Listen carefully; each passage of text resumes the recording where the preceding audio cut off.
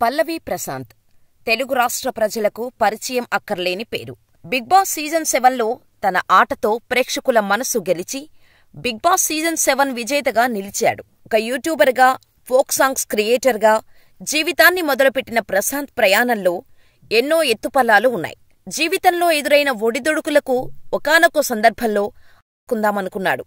కాని భూమిని చీల్చుకొని పైకి వచ్చే విత్తులా ఎదుగుతూ రైతుగా కొత్త జీవితాన్ని మొదలుపెట్టి సోషల్ మీడియాలో రైతు బిడ్డగా ట్రెండింగ్ సృష్టించాడు. బిగ్ బాస్ సీజన్ 7 విన్నర్ అయిన తర్వాత కూడా పల్లవి ప్రశాంత్ చుట్టూ వివాదాలు చుట్టుకున్నాయి.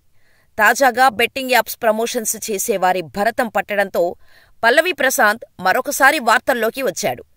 ప్రపంచ యాత్రికుడు నా అన్వేషణ ఫేమ్ అన్వేష్ పల్లవి ప్రశాంత్ను టార్గెట్ చేయటంతో చిక్కుల్లో పడ్డాడు. అన్వేష్ పల్లవి ప్రశాంత్ని ఎందుకు టార్గెట్ చేశాడు? ప్రశాంత్ బెట్టింగ్ యాప్స్ ప్రమోట్ చేశాడా? రైతు బిడ్డ ఆటగాడయ్యాడా? పల్లవి ప్రశాంత్ బ్యాక్గ్రౌండ్ ఏమిటో ఈ వీడియోలో తెలుసుకుందాం.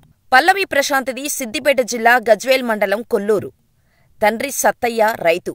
డిగ్రీ వరకు చదువుకున్న ప్రశాంత్కు చిన్నప్పటి నుంచే కల్చరల్ యాక్టివిటీస్ అంటే చాలా ఇష్టం. స్నేహితులతో కలిసి యూట్యూబ్ ఛానల్ ప్రారంభించి ఫోక్ సాంగ్స్తో నెటిజన్లకు దగ్గరయ్యాడు. ఈ క్రమంలో యూట్యూబ్ ఛానల్ విషయంలో స్నేహితుల మధ్య వివాదం తలెత్తటంతో అప్పటివరకు సంపాదించిన డబ్బుతో పాటు ఛానల్ను వదులుకోవాల్సి వచ్చింది. దీంతో తీవ్ర మనస్తాపానికి గురై ఆత్మహత్య చేసుకోవాలనుకున్నాడు. ఇదే విషయాన్ని తన తండ్రికి చెబితే, బిడ్డా, నువ్వు అలాంటి పని చేస్తే మేము బతకం. మళ్లీ నువ్వు చెయ్యాలనుకున్నది చెయ్యి. నేను నీకు అండగా ఉంటా అని చెప్పటంతో ప్రశాంత్ తన నిర్ణయాన్ని మార్చుకున్నాడు. తండ్రికి వ్యవసాయ పనుల్లో సాయం చేయడం మొదలుపెట్టాడు.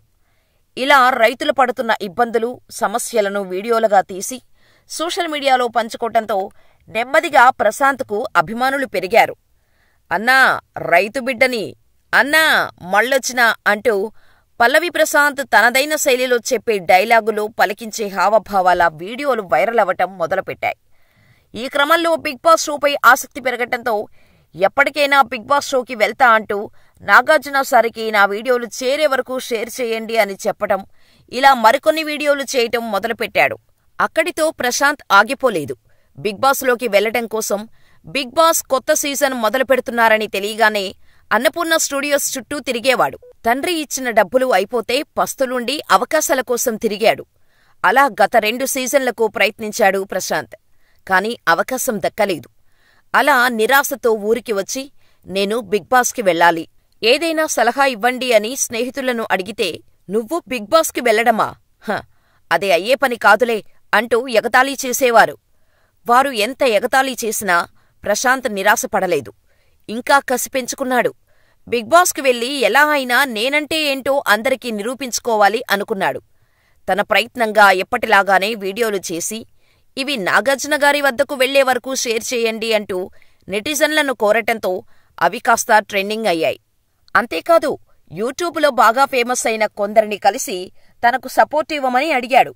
ఇలా ఎన్నో ప్రయత్నాల తర్వాత ఎట్టకేలకు సీజన్ 7 కోసం బిగ్ బాస్ టీం ప్రశాంత్ను సంప్రదించటంతో ఎగిరి గంతులేశాడు. తండ్రి దగ్గరకు వెళ్లి, బాపూ 500 రూపాయలివ్వు అని డబ్బులు తీసుకుని హైదరాబాద్ వెళ్లి బిగ్ బాస్ షో కోసం ఆడిషన్స్ ఇచ్చి యూట్యూబర్గా, రైతు బిడ్డగా బిగ్ బాస్ సీజన్ 7లో అడుగుపెట్టాడు ప్రశాంత్. ఇలా బిగ్ బాస్ సీజన్ 7లోకి అడుగుపెట్టిన తర్వాత పల్లవి ప్రశాంత్ చాలా ఇబ్బందులు పడ్డాడు. బయట పబ్లిక్లో కూడా నెగిటివిటీ తెచ్చుకున్నాడు.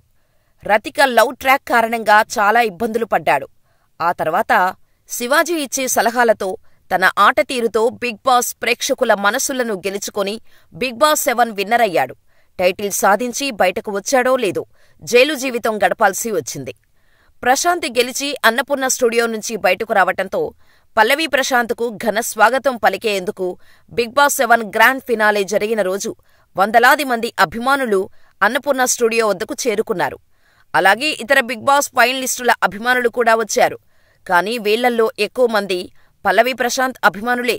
అయితే సీజన్ ఆఖరిలో పల్లవి ప్రశాంత్తో గొడవ పెట్టుకున్న అమర్దీప్పై ప్రశాంత్ అభిమానులు కోపం పెంచుకోవటంతో దీన్ని మనసులో పెట్టుకున్న పల్లవి ప్రశాంత్ అభిమానులు రన్నరప్గా నిలిచిన అమర్దీప్ భార్య, తల్లితో కలిసి కారులో అన్నపూర్ణ స్టూడియోస్ నుంచి బయటకు వచ్చిన వెంటనే దాడి చేశారు. కారు అద్దం పగలగొట్టారు, రాళ్లు రువ్వారు. అలాగే మరికొంతమంది సెలబ్రిటీల కార్లపై కూడా దాడులు చేశారు.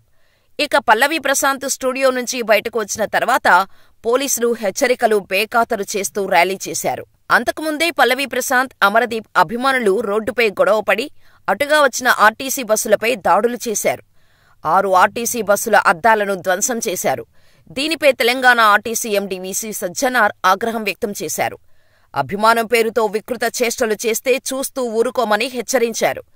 తాము జూబ్లీహిల్స్ పోలీసులకు ఫిర్యాదు చేశామని చెప్పారు. సజ్జనార్ ట్వీట్ చేసిన తర్వాత జూబ్లీహిల్స్ పోలీసులు సైతం రంగంలోకి దిగారు. ఘటనను సుమోటోగా తీసుకుని పల్లవి ప్రశాంత్తో పాటు మరో 4గురిపై కేసులు నమోదు చేశారు. ఈ కేసులో మొత్తం 5గురిని నిందితులుగా పేర్కొనగా A4, A5లను ఇప్పటికే అరెస్ట్ చేశారు. తాజాగా A1 పల్లవి ప్రశాంత్ను అరెస్ట్ చేశారు. పల్లవి ప్రశాంత్తో పాటు ఈ కేసులో A2గా ఉన్న ఆయన తమ్ముడు రవిరాజ్ను గజ్వేల్ పోలీసులు అదుపులోకి తీసుకుని ప్రశాంత్ స్వగ్రామమైన గజ్వేల్ మండలం కొల్గూరులో ఆయన నివాసం వద్దే అరెస్ట్ చేసి హైదరాబాదుకు తీసుకువెళ్లారు. ఇలా పల్లవి ప్రశాంత్పై మొత్తం 9 సెక్షన్ల కింద కేసు నమోదు చేశారు. ఇలా ఆ తర్వాత జైలు నుంచి బయటకు వచ్చిన పల్లవి ప్రశాంత్ బెట్టింగ్ యాప్స్ని ప్రమోట్ చేయటం మొదలుపెట్టాడు. ఇప్పుడు ఈ ప్రమోషన్సే పల్లవి ప్రశాంత్ని మరోసారి జైలుకు పంపించేలా ఉన్నాయి. ఇండియన్ గవర్నమెంట్ బెట్టింగ్ యాప్స్ని స్టార్ సెలబ్రిటీలు ప్రమోట్ చేయకూడదని చాలా కఠినమైన నియమం పెట్టింది. అయినప్పటికీ కొందరు సెలబ్రిటీలు ప్రమోషన్స్ ఆపలేదు. దీంతో బెట్టింగ్ యాప్స్ ప్రమోట్ చేస్తున్న వారిపై ప్రభుత్వం చర్యలు తీసుకుంటోంది. ఇలా ప్రమోట్ చేసిన వారిలో పల్లవి ప్రశాంత్ కూడా ఉన్నాడు.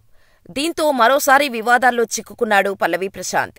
ఈ క్రమంలోనే సోషల్ మీడియాలో బెట్టింగ్ రాయుళ్ల భరతం పట్టడం కోసం నా అన్వేషణ ఫేమ్ అన్వేష్ రీసెంట్గా టీఎస్ఆర్డీసీ ఎండీ, ఐపీఎస్ ఆఫీసర్ సజ్జనార్తో కలిసి లైవ్ వీడియో చాట్ చేయడంతో బెట్టింగ్ రాయుళ్లు వరుస అరెస్టులు జరుగుతున్నాయి.